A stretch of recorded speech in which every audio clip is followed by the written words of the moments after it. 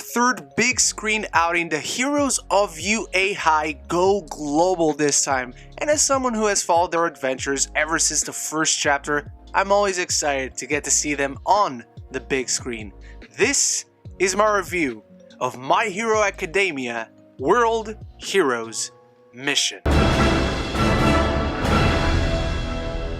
Pro heroes from around the world ask UA Academy heroes in training to assist them and form a world-class hero squad to stop the mysterious terrorist organization known as Humorize, who believe in the quirk singularity doomsday theory that states that as quirks are a disease, they will eventually spin out of control through the generations and eliminate everyone, so they want to purify humanity. Now, before I properly get started with my review, I want you to let me know your thoughts on My Hero Academia, not just World Heroes Mission, but everything, the show, the other movies. How do you rank the movies? How do you rank the seasons? What's your favorite character? Anything and everything down there. And if you like what you see here, make sure to click the subscribe button so you do not miss any future conversations on your favorite movies and TV. As I previously stated, I love this show. I love the manga. I love these characters. I love this world.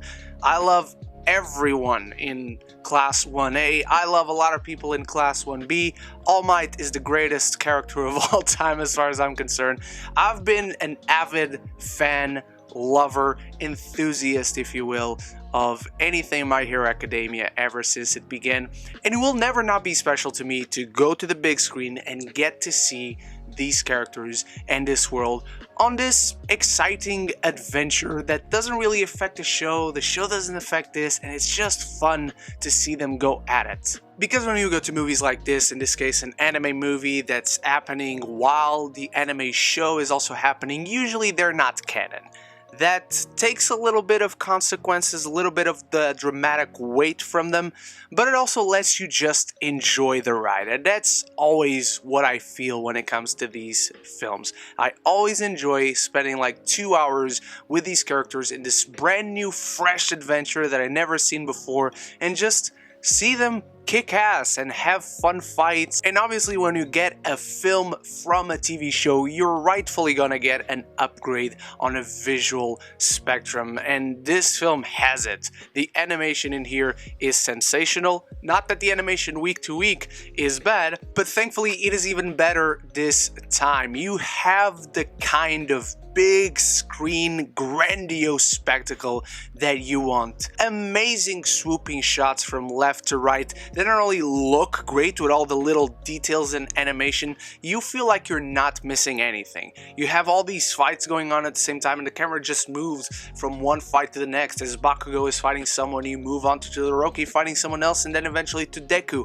fighting someone else. It not only, again, looks great, but you feel that momentum, you feel that adrenaline, and you feel the impact and the weight of each of their attacks from one to the other as you see the cities and the buildings and whatnot, the landscapes being affected. And speaking of our favorite trio, I do really love how this film is very much giving the spotlight to Deku, who in himself, he's always going to get the bigger spotlight, rightfully so, but it really is a film about these three. These three take charge, these three go at it, and they lead the story forward. Not only that, the film also has a great villain, Flecht Turn, who's the leader of this terrorist organization, who has a very compelling case. The film actually does really make the case for them. You do believe in his cause, even if you don't agree. You can see where he's coming from. I think it's really compelling, a goal and motivation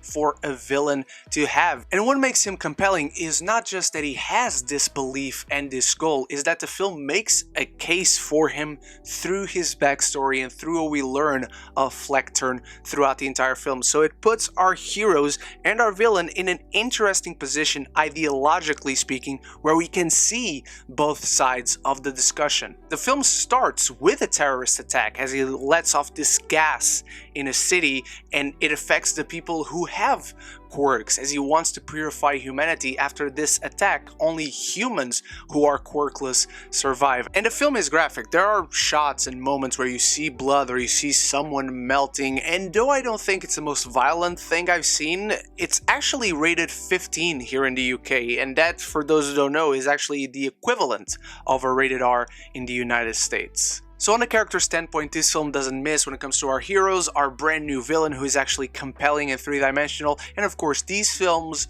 always leave a ton of stuff for the third act. Some jaw-dropping action sequences and fights that are bound to delight any and everyone going to see some of their favorite characters on the big screen. There is one big holy shit moment in this film that I was very happy to see. The film, as far as the spectacle, as far as the action, it really delivers. My biggest issues came from the script itself, and because you have so many of the characters that we know and love from the anime, all of them spread throughout the world with heroes in training and pro heroes, and even brand new heroes were originally created for this film alone. It can feel very busy. It can feel like there's a lot going on. There's so many people in here that, again, are so spread around the world. It can feel like you're having glorified cameos, just brief glimpses. The film, as far as the narrative is concerned, can feel, again, very overwhelming, like the use of all these heroes, all these cameos per se. The first act alone can feel like they're throwing so much at your face. You're not able to catch it all. And it just feels very relaxed for the most part.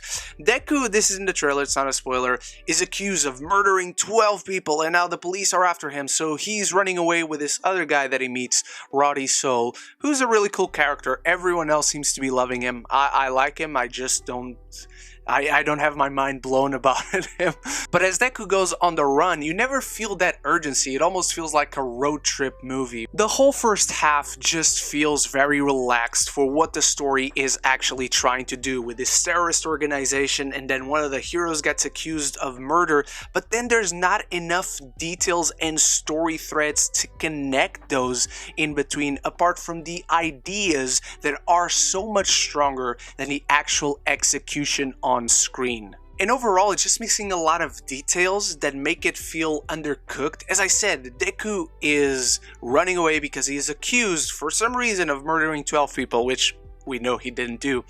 I wish, for instance, we could have seen that this terrorist organization that is led by this guy who's such a religious fanatic in this belief that quirks are evil, what if we saw people willing to kill themselves? Since this is already rated R, people who were murdered by other members of the organization, and then those bodies were found, and then Deku was accused of murdering those people. It's just a lot of those elements in the story that I was missing to really give it a lot of dramatic weight and push it forward with urgency and drama, and again, a lot of weight that would be put on Deku's shoulders. My Hero Academia World Heroes Mission does have a messy narrative, and one that doesn't actually weaponize every single element in its story to its fullest potential, but as far as the animation upgrade, the characters that we know and love and go to these movies to see, they deliver in that sense with some stunning action sequences and actually some interesting discussion in ideologies when it comes to the quirks versus the quirkless. I'm giving My Hero Academia World Heroes Mission a B.